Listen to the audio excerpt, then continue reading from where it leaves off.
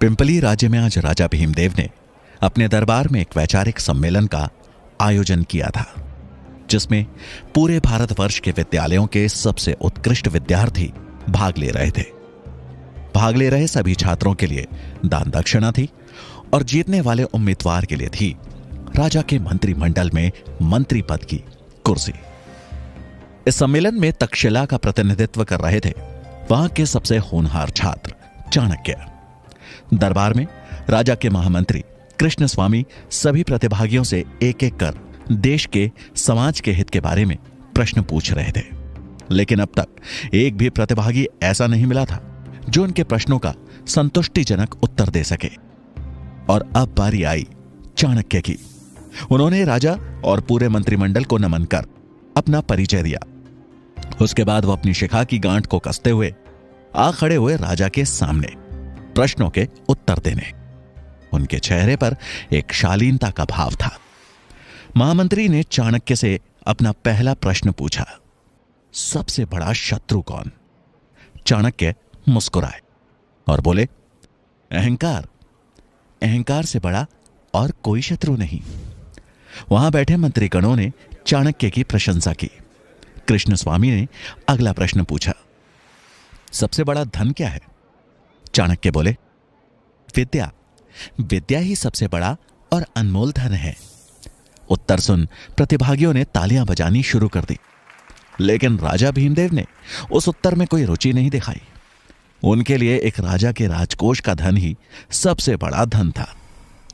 प्रश्नों की श्रृंखला को आगे बढ़ाते हुए महामंत्री ने तीसरा प्रश्न पूछा, सबसे बड़ा वीर कौन? चाणक्य का उत्तर था, दानवीर। चाणक्य का यह उत्तर राजा भीमदेव को चुभ गया। उन्हें लगा मानो चाणक्य उनकी संपन्नता, उनकी वीरता का उपहास कर रहा हो। उन्होंने अपने क्रोध को काबू में करने के लिए राज सिंहासन को कस के पकड़ लिया। चाणक्य राजा की भावनाएं भांप गए, लेकिन बगैर किसी चिंता के भाव को उजागर किए खड़े रहे। वहां बैठे प्रतिभागी और मंत्रिमंडल ने जब राजा को देखा तो वो सहम गए। महामंत्री अगला प्रश्न पूछने ही वाले थे कि राजा भीमदेव ने अपने हाथ के इशारे से उन्हें रोक दिया। राजा के चेहरे पर गुस्सा साफ झलक रहा था। उन्होंने भारी आवाज में कहा, इस ब्राह्मण छात्र से अगला प्रश्न हम पूछेंगे। सभा में सन्नाटा छा गया। सब जानते थे कि अब चाणक्य की खैर नहीं, पर चाणक्य शांत मुद्रा में खड़े रहे। तभी राजा ने कठोर स्वर में पूछा, शास्त्र बड़े या राजा? चाणक्य ने विनम्रता के साथ कहा, महाराज की जय हो। शास्त्र ही साम्राज्य की नींव रखते हैं और साम्राज्य राजा की, इसलिए सबसे पहले शास्त्र। यह सुन राजा भीमदेव से रहा नहीं गया और वो अपनी राजगद्दी से उठ भरे दरबार में चिल्लाते हुए बोले, शास्त्र नहीं, एक राजा सबसे बड़ा होता है, मूर्ख। क्या सिखा रहा है तुम्हें तक्षशिला? इतना भी नहीं पता कि अगर राजा नहीं होता तो प्रजा नहीं होती, और बिना प्रजा के तुम्हारे इन शास्त्रों का कोई मोल नहीं है। राजा जितने क्रोध में थे, चाणक्य ने उतने शांत स्वर में कहा, क्षमा कीजिएगा महाराज, लेकिन आप सिर्फ जनता के हैं। जनता है इसलिए आप हैं। यह सुन भीमदेव की आंखें गुस्से में लाल हो गई। उन्होंने तलवार के मूठ पर हाथ रखते हुए कहा, अब तो जैसा साधारण छात्र मुझे बताएगा कि मेरा अस्तित्व सिर्फ प्रजा की वजह से है। अपनी सीमाएं मत भूल, तो खुद एक भिखारी है जो यहां दान लेने आया है। चाणक्य को यह बात चुभ गई। राजा ने सिर्फ उनका ही नहीं बल्कि तक्षशिला का भी अपमान किया था। उन्होंने राजा की ओर देख हाथ जोड़े और उनकी आंखों में आंखें डाल कहा, महाराज, शिक्षा को पूजने वाला छात्र साधारण नहीं होता। वो एक दिन शिक्षक बन निर्माण करता है इस समाज का। वो अगर किसी को बना सकता है तो मिटा भी सकता है। और रही बात दान की, तो मैं तक्षशिला से यहां दान लेने नहीं आया था महाराज। मुझे लगा यहां ज्ञान की पूजा होती है, पर मैं गलत था। जहां शास्त्रों का मान नहीं किया जाता, वहां मैं एक क्षण नहीं रुकना चाहता। ऐसा कहते हुए उन्होंने राजा को प्रणाम किया और दरबार से बाहर जाने लगे। उन्हें जाता देख राजा ने अपनी तलवार खींच ली और कहा, तुझे जाने की आज्ञा किसने दी? चाणक्य के कदम वहीं रुक गए और उन्होंने पलटकर अपना शीश झुकाते हुए कहा, क्षमा महाराज, अगर मैंने आपके सम्मान को ठेस पहुंचाई हो। ये एक सम्मेलन है और मैंने बस अपने विचार व्यक्त किए। पूरे दरबार में फिर सन्नाटा छा गया। सबके चेहरे पर हवाइयां उड़ रही थी। राजा भीमदेव का क्रोध 7वें आसमान पर था। वो तलवार उठा जैसे ही चाणक्य की ओर बढ़े तो महामंत्री कृष्ण स्वामी हाथ जोड़ उन्हें रोकते हुए बोले, महाराज क्षमा कर दीजिए इस नादान बालक को। इसे यह पता नहीं है कि यह कहां खड़ा है और क्या कह रहा है। आप दयावान हैं, ब्राह्मणों का आदर करना जानते हैं। आप क्यों एक ब्रह्म हत्या का पाप अपने सर पर ले रहे हैं? इसे क्षमा दान दीजिए महाराज। चाणक्य ने भी राजा और वहां उपस्थित सभी लोगों को नमन किया और राज दरबार छोड़ जाने लगे। उन्होंने जैसे ही मुख्य द्वार की ओर अपने कदम बढ़ाए, महामंत्री ने पीछे से व्यंग करते हुए कहा, एक बात और गांठ बांध लो। अगर यही आचरण रहा तो जिस शिखा का दंभ भर रहे हो, एक दिन ना तो वो रहेगी और ना ही उस शिखा को धारण करने वाला शीश। चाणक्य ने इस अपमान का घूंट स्वाभिमान के साथ पिया और लौट आए तक्षशिला। इस बात को कुछ साल बीत गए। भीमदेव के दरबार से निकाला गया तक्षशिला का यह छात्र आज उसी शिक्षा के मंदिर में आचार्य चाणक्य के नाम से प्रसिद्ध था। आज चाणक्य अपने शिष्यों को राजनीति के बारे में पढ़ा रहे थे कि तभी एक विद्यार्थी ने साहस जुटाते हुए उनसे पूछा, आचार्य, आपको उस दिन राजा भीमदेव से डर नहीं लगा? उनके हाथ में तलवार, दरबार में सैनिक थे, लेकिन आप तो निहत्थे थे। चाणक्य मुस्कुराए और बोले, निहत्था कहां था? था ना मेरे पास मेरा सबसे बड़ा शस्त्र। यह सुन वहां बैठे शिष्य एक दूसरे का मुंह ताकने लगे। चाणक्य ने उनकी विडंबना भांप ली। बोले, बुद्धि, यही मेरा शस्त्र था और है। एक बुद्धिमान व्यक्ति अपनी बुद्धि, चातुर्य और विवेक से किसी भी युद्ध में विजयी हो सकता है, फिर चाहे परिस्थिति कितनी भी बुरी क्यों ना हो। यह सुन छात्रों को यकीन हो गया कि उनके आचार्य कोई साधारण आचार्य नहीं है। चाणक्य अगला पाठ शुरू करते कि तभी उन्हें तुरंत पुस्तकालय में पहुंचने का संदेश मिला। पुस्तकालय पहुंच चाणक्य को वहां आए एक संदेशवाहक से पता चला कि गांधार के राजा आंबी ने बिना लड़े ही मैसेडोनिया के सम्राट सिकंदर के सामने आत्मसमर्पण कर दिया है और अब सिकंदर की नजर संपूर्ण भारत पर है। खबर सुन चाणक्य चकित रह गए और कुछ सोचते हुए वहां उपस्थित आचार्यों से बोले, इसका मतलब तो यह हुआ कि सिकंदर कभी भी भारत पहुंच सकता है। हमें भारत को बचाना होगा और यह तभी संभव है जब भारत अखंड बने। मुझे शीघ्र यह बात मगध के महाराज धनानंद तक पहुंचानी होगी। चाणक्य की बात सुनकर आचार्य मेघनाथ हंसते हुए बोले, आप जानते हैं ना धनानंद कैसा राजा है और भला वो आपकी बात क्यों मानेगा? यह सुनकर चाणक्य ने जवाब दिया, मैं खुद जाऊंगा मगध और अखंड भारत का प्रस्ताव उनके सामने रखूंगा। मुझे विश्वास है कि वो भी भारत को विदेशी आक्रमणों से बचाना चाहेंगे। मेघनाथ बोले, धनानंद सुनेगा और वो भी आपका प्रस्ताव? भीमदेव के दरबार से बचकर निकल आए, अपने को भाग्यशाली समझिए। धनानंद के दरबार गए तो मान और जान दोनों से हाथ धोना पड़ेगा। मेरा सुझाव मानिए और केवल अपना काम कीजिए, बच्चों को शिक्षा देने का काम। भलाई इसी में है। यह सुन के चाणक्य हैरानी से बोले, आचार्य, मैं एक ब्राह्मण हूं और ब्राह्मण का कर्तव्य होता है लोगों को सही दिशा दिखाना। अगर राजा धनानंद अपनी दिशा से भटकेंगे तो यह मेरा कर्तव्य है कि मैं उन्हें सही रास्ता सुझाऊं, नहीं तो सर्वनाश के सिवा कुछ नहीं होगा यहां। आप अपना कर्तव्य भूल गए हों, पर मैं ऐसा नहीं कर सकता। मुझे आज ही मगध के लिए निकलना होगा। चाणक्य को जाता देख मेघनाथ ने ताना कसते हुए कहा, आचार्य, मुझे लगता है ये हमारी आखिरी भेंट है। आप मगध से वापस आएंगे भी या नहीं, इसमें संदेह है। क्यों ना आखिरी बार हम भोजन साथ में करें? चाणक्य उनका प्रस्ताव ठुकरा कर आगे बढ़ गए। उनके चाहते ही मेघनाथ मनी मन बोले, इस बार तो ये नहीं लौटने वाला। चाणक्य तक्षशिला से मगध के लिए निकल पड़े और 5 दिन का लंबा सफर तय कर पहुंच गए मगध की राजधानी पाटलिपुत्र। उन्हें नगर में कदम रखे कुछ ही क्षण हुए थे कि पाटलिपुत्र की जनता पर हो रहे अत्याचार की सच्चाई उनके सामने थी। नगर के चौराहे पर कुछ सैनिक फांसी के फंदे से लटक रहे मृत शवों को नीचे उतार रहे थे। ये देख चाणक्य को समझने में देर नहीं लगी कि उन्हें सामूहिक मृत्युदंड दिया गया है। शवों को देख के उनके परिजन जोर जोर से रो रहे थे। तभी एक महिला की आवाज उनके कानों पर पड़ी, जो अपने बेटे के मृत शरीर से लिपट वहां खड़े सैनिक से रोते रोते बोली, और कितने दिन हमें ऐसे ही अपनों को खोना पड़ेगा? और कितनों को मारोगे तुम लोग? अगर कर नहीं दिया तो क्या पूरी प्रजा को मार दोगे? कहां से लाए हम इतना धन?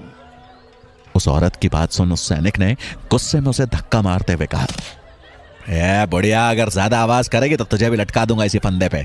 चल चुपचाप निकल जाए यहां से। ऐसा कहकर उस सैनिक ने उसके बेटे के शव को उठाकर बैलगाड़ी में लाद दिया और वहां से निकल पड़ा। चाणक्य से यह देखा नहीं गया। वो दौड़ते हुए उस औरत के पास पहुंचे और उसे सहारा देते हुए बोले, मां जी संभल कर। ऐसा कहकर उन्होंने उस रोती हुई बूढ़ी महिला को एक पेड़ के नीचे बैठाया और बोले, मां, मैं आपका दुख तो कम नहीं कर सकता और ना ही मैं आपका पुत्र आपको लौटा सकता हूं, लेकिन इतना अवश्य कह सकता हूं कि शीघ्र ही इन परेशानियों का हल खोज दूंगा। मैं राजा धनानंद के दरबार जा रहा हूं और वचन देता हूं कि प्रजा के दुख से उन्हें अवगत कराऊंगा। यह राज्य ऐसे नहीं चल सकता। उन्हें इस समस्या का समाधान करना ही होगा। चाणक्य की बात सुन उस औरत ने आंखों में आंसू लिए ममता भरी नजरों से उनकी ओर देखा और बोली, आज पहली बार तुझे देख ऐसा लग रहा है कि मगध का हृदय अभी भी धड़क रहा है। तूने इतना ही कह दिया, मेरे लिए बहुत है पुत्र, लेकिन वचन मत दे तेरे अंदर करुणा होगी, लेकिन जिसके पास तू जा रहा है उसका लहू पानी बन चुका है। अनुभव से कह रही हूं ये बात। मेरे पास देने के लिए कुछ है तो बस आशीर्वाद है। चाणक्य ने उनके पांव छुए और कहा, मुझे आपसे बस यही चाहिए था मां, आशीर्वाद दें। उस औरत ने उनके सिर पर हाथ फेरा और चाणक्य दृढ़ संकल्प लिए चल दिए राजमहल की ओर। चाणक्य जब महल पहुंचे तो द्वार पे खड़े द्वारपाल ने उन्हें रोककर पूछा, आप कौन हैं? चाणक्य ने उस द्वारपाल की ओर देखते हुए कहा, मैं तक्षशिला का आचार्य चाणक्य हूं। एक अति आवश्यक कार्य के लिए मेरा राजा धनानंद से मिलना जरूरी है। यह सुन द्वारपाल ने उनसे बड़ी विनम्रता से कहा, अभी महाराज व्यस्त हैं, आप यहीं प्रतीक्षा करिए, मैं महाराज को संदेश भिजवाता हूं। यह सुन चाणक्य वहीं पास में एक स्थान देखकर बैठ गए और राजा के संदेश मिलने की प्रतीक्षा करने लगे। उन्हें प्रतीक्षा करते करते शाम हो गई। वो जब भी द्वारपाल से राजा के बारे में पूछते तो उसका एक ही जवाब होता कि अभी राजा व्यस्त है। चाणक्य को समझ में आ गया कि अब सीधे हाथ से घी नहीं निकलने वाला, उंगली टेढ़ी करनी ही पड़ेगी। थोड़ी देर बाद उनकी नजर कुछ रसोइयों पर पड़ी जो कि महल के पीछे वाले रास्ते से अंदर जा रहे थे। चाणक्य को उनका मौका मिल गया था। उन्होंने अपना भेष बदला और उन रसोइयों की टोली में शामिल हो महल के अंदर प्रवेश कर गए।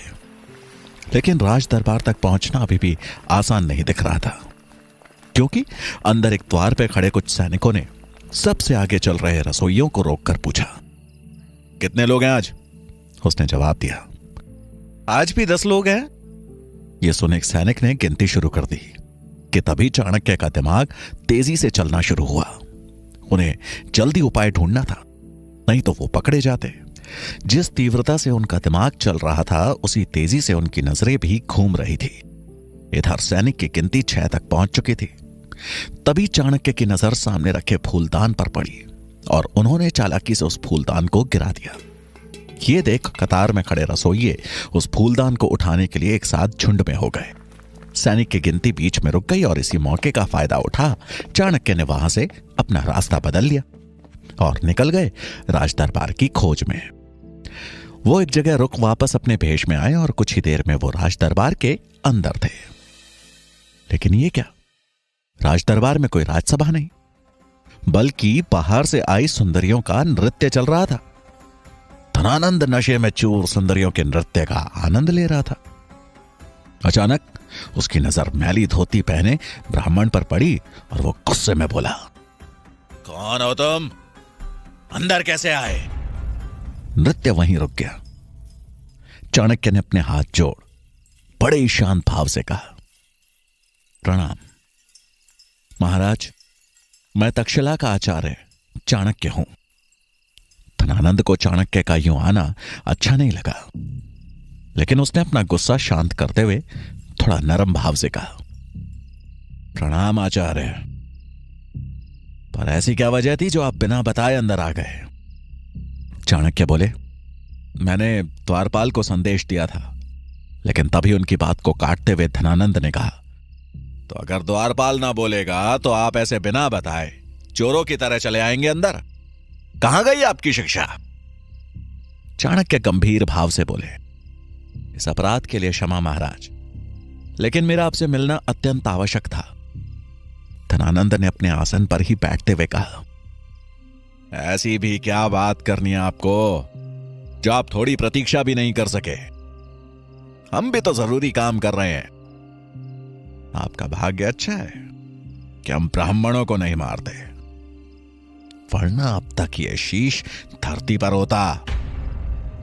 ये कहते हुए राजा धनानंद ने एक गहरी सांस ली और कहा, अब जब आपने इतना साहस दिखाई दिया है तो बताइए, क्या बात करनी है आपको? चाणक्य चिंतित भाव से बोले, गांधार के राजा आंबी ने मैसेडोनिया के सम्राट सिकंदर के सामने आत्मसमर्पण कर दिया है। अब सिकंदर कभी भी भारत पहुंच सकता है। उसको रोकने के लिए हमें अखंड भारत का निर्माण करना होगा और मैं इसी विषय पर चर्चा करने आया हूं महाराज। तभी धनानंद ने चाणक्य को अपने पास आने का इशारा करते हुए कहा, आपको चर्चा करनी है ना, तो यहां पास में आकर कीजिए चर्चा। चाणक्य असमंजस में थे, लेकिन राजा की आज्ञा का पालन कर पहुंच गए उनके पास। चाणक्य के पास आते ही धनानंद ने कहा, अपने घुटनों पे बैठ जाइए। चाणक्य ने इस अपमान को सह लिया, क्योंकि उस समय उनके मन में सिर्फ और सिर्फ प्रजा और देश की चिंता थी। वो अपना स्वाभिमान त्याग वहीं घुटनों के बल बैठ गए। वो बैठे ही थे कि धनानंद ने उनकी तरफ गुस्से से देखा और कहा, ये है तेरी औकात। अब तू मुझे सिखाएगा कि राज्य कैसे चलाना है, कैसे सुरक्षा करनी है? अब तू बताएगा मुझे कि अपने राज्य का विस्तार कैसे करना है? तो कौड़ी का शिक्षक है तू। चुपचाप अपना काम कर। युद्ध के बारे में सोचना और लड़ने का काम हमारा है, समझा? ये सुनते ही चाणक्य बोले, क्षमा महाराज, मेरी शिक्षा ने मुझे यही सीख दी थी कि यह राज्य जितना आपका है उतना ही हम सबका। मैं तो अपना कर्तव्य समझ आपसे मदद मांगने आया था। केवल आप ही हैं जो सिकंदर को रोकने का सामर्थ्य रखते हैं। धनानंद गुस्से में खड़ा होकर गरजा, हमें अपने सामर्थ्य का ज्ञान है और जब सिकंदर मगध पर आक्रमण की सोचेगा तो हम उससे निपट लेंगे। सीमा सुरक्षा राजा का नहीं, सैनिक का कार्य है। अब इससे पहले कि हम भूल जाएं कि तुम एक ब्राह्मण हो, जिस गति से आए थे उसी गति से बाहर निकल जाओ। चाणक्य यह अपमान सह नहीं पाए। और धनानंद की आंखों में आंखें डालकर बोले, निकल जाऊंगा महाराज, परंतु अगर आप अपना कर्तव्य निभा रहे होते तो एक ब्राह्मण को तक्षशिला से चलकर यहां आना ही नहीं पड़ता। राजा का कर्तव्य दुर्बलों की रक्षा करना है, ना कि उन पर अत्याचार करना। और मगध की दशा देख मुझे इतना आभास तो हो गया है कि हम शीघ्र ही संपूर्ण भारत सिकंदर को भेंट स्वरूप दे बैठेंगे। यह सुनते ही धनानंद का पारा आसमान चढ़ गया और उसने चाणक्य को जोर से लात मार के नीचे गिरा दिया और सैनिकों को आवाज लगाते हुए कहा, ब्राह्मणों का मान सम्मान इस चोटी में होता है ना? इस दरिद्र ब्राह्मण को इसकी चोटी से खींचते हुए बाहर ले जाओ। सैनिकों ने तुरंत आज्ञा का पालन किया और चाणक्य को चोटी से खींचते हुए द्वार की तरफ ले जाने लगे। द्वार तक पहुंचने से पहले ही चाणक्य ने उन सबको एक जोर का धक्का दिया, जिससे वो सैनिक लड़खड़ाकर गिर गए। अब चाणक्य ने अपनी शिखा खोलनी शुरू की और गुस्से में उबलते हुए धनानंद की तरफ बढ़ते हुए गर्जना की, धनानंद, मुझसे भूल हो गई कि मैं तुझ जैसे पापी से ये उम्मीद लगा बैठा कि तू बचाएगा इस देश को। एक शिक्षक का, एक ब्राह्मण की शिखा का अपमान किया है तूने। तो इस शिखा की सौगंध मैं, चणक पुत्र चाणक्य, तक्षशिला का आचार्य, आज ये प्रण लेता हूं कि जब तक तेरा और तेरे इस नंद वंश का सर्वनाश कर मगध की राजगद्दी पे एक योग्य राजा ना बिठा दूं, मैं ये शिखा नहीं बांधूंगा। ये बोल चाणक्य वहां से तेजी से निकल गए। धनानंद उनकी बात सुन गुस्से से लाल हो गया और उसने अपने सैनिकों को आदेश दिया, अगर यह ब्राह्मण फिर से इस राज्य के आसपास भी दिखा तो इसका सर कलम करके बीच बाजार में लटका देना। धनानंद से मिले अपमान के बाद चाणक्य ने उसे दिन मगध छोड़ दिया और अब उनके जीवन का लक्ष्य था एक अच्छे राजा का चुनाव करना, जो दयालु हो, पराक्रमी हो, जो प्रजा के हित के बारे में सोचे और एक अखंड भारत का निर्माण करे। तक्षशिला की तरफ बढ़ते हुए जब वो जंगल से होकर जाने वाले मार्ग पर चल रहे थे तो उनकी नजर उसी मार्ग पर आगे चल रहे एक 14 साल के बच्चे पर गई। वो बच्चा अकेला था। वो दिखने में पतला था लेकिन उसका शरीर फुर्तीला था। उस बच्चे ने एक मैली सी धोती पहनी थी। उसकी कमर में एक गुलेल लटकी थी। वो बच्चा शिकार पर निकले किसी चीते की तरह घात लगाए धीमे धीमे आगे बढ़ रहा था।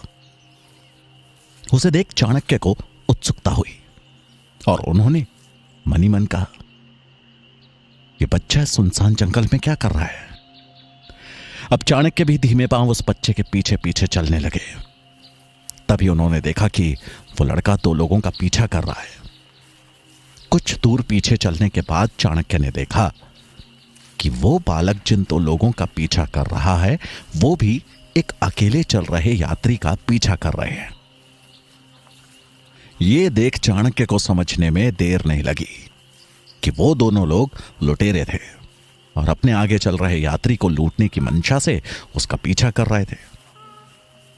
लेकिन तभी वो बच्चा हवा के झोंके की तरह गायब हो गया। ये देख चाणक्य अचंभित हुए और इससे पहले कि वो कुछ समझ पाते उन लुटेरों ने अपनी कमर से कटार निकालते हुए उस आदमी पे हमला कर दिया। चाणक्य उन लुटेरों को रोकने के लिए आगे बढ़े थे कि तभी उन लुटेरों पे किसी ने गुलेल से हमला किया और वो तुरंत ही जमीन पे गिरकर मूर्छित हो गए। हैरान हो चाणक्य ने जब नजर दौड़ाई तो सामने पेड़ पे बैठा वो बालक दिखा। उसके हाथ में गुलेल दिखी। छलांग मारकर वो बालक पेड़ से नीचे उतरा और उस यात्री के पास पहुंचकर बोला, आप ठीक तो हैं? आपको चोट तो नहीं आई? वो आदमी अपने सामने खड़े इतने छोटे बच्चे की बहादुरी देख अचंभित था। उसने उस बच्चे का धन्यवाद करते हुए कहा, तुमने मुझे सही समय पर इनसे बचा लिया, नहीं तो आज मेरी जान ही चली जाती। उसकी बात सुन वो बच्चा बोला, अरे नहीं, वो आपको जान से नहीं मारते, वो तो बस लूटपाट करके चले जाते। लेकिन अब आप सुरक्षित हैं, आप जा सकते हैं। उस यात्री ने अपना सामान समेटा और आगे बढ़ गया। चाणक्य वहीं खड़े हो सब देख और सुन रहे थे और फिर उनकी नजर उन लुटेरों पे गई जो अभी भी जमीन पर मूर्छित पड़े थे। बच्चे की नजर जब चाणक्य से मिली तो उसने उनके चेहरे के भाव को पढ़ते हुए तुरंत कहा, आप चिंता मत कीजिए, इन्हें कुछ नहीं हुआ है। थोड़े समय बाद ये उठ जाएंगे, पर तब तक वो यात्री दूर पहुंच चुका होगा। ये बोलकर वो बच्चा जाने लगा तो चाणक्य ने उससे पूछा, तुम्हें कैसे पता कि इन्हें कुछ नहीं हुआ? बच्चा बोला, क्योंकि मैंने उन्हें ऐसी जगह मारा है जिससे वो सिर्फ मूर्छित हुए हैं, उनको कहीं चोट नहीं लगी है। उसने फिर उन लुटेरों की तरफ देखते हुए कहा, ये लोग भी विवश हैं, पर इसका मतलब ये तो नहीं कि चोरी करें। मेरे लिए वो यात्री और ये दोनों समान हैं। चाणक्य उस छोटे से बच्चे की बात सुन के मंत्रमुग्ध हो गए और बोले, क्या नाम है तुम्हारा? बच्चे ने उत्तर दिया, चंद्रगुप्त। चाणक्य ने बच्चे के सिर पे हाथ रखा और मन ही मन बोले, मगध का भविष्य दिख रहा है मुझे। एक राजा में दया और वीरता का संतुलन होना चाहिए। मनुष्य को उसकी प्रकृति के अनुसार पहचानने की नजर होनी चाहिए, तभी वो न्याय कर सकने में सक्षम होता है। धनानंद, तू राजा का कर्तव्य ही नहीं भूला, बल्कि अपने अहंकार में मगध की मिट्टी को भी कलंकित कर चुका है। लेकिन आज और अभी से इस कलंक को मिटाने की प्रक्रिया शुरू हो चुकी है। अब समय नहीं है तेरे पास धनानंद। बहुत जल्द तेरा लहू सिंचित करेगा मगध की पावन भूमि को। मेरी खोज आज पूरी हो गई है। मिल गया है मुझे मगध सम्राट। मगध की राजगद्दी पर अब चंद्रगुप्त बैठेगा और उसे इस राजगद्दी तक पहुंचाऊंगा मैं।